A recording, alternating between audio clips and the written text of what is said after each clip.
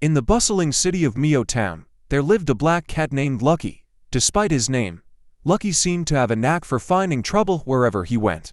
He lived with his owner, Mr. Finch, who always worried about the cat's constant misadventures. One particularly cloudy day, Lucky decided to explore the neighborhood.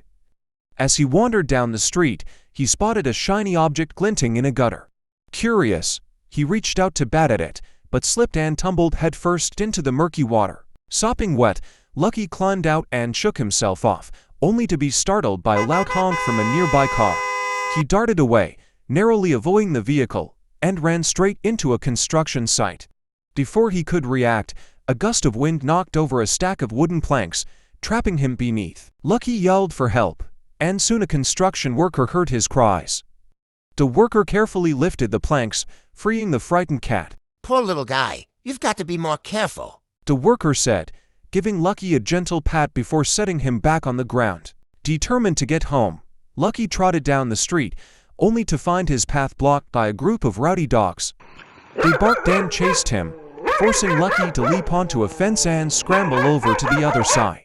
He landed in a flower bed, crushing a patch of delicate daisies. Just as he thought his day couldn't get any worse, the sky opened up and rain began to pour.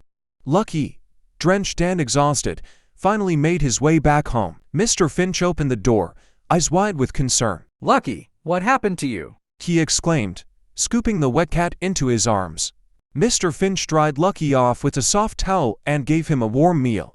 As Lucky settled into his cozy bed, purring softly, Mr. Finch chuckled. "For a cat named Lucky, you sure have the worst luck." Despite the day's misadventures, Lucky was content to be home, safe and sound.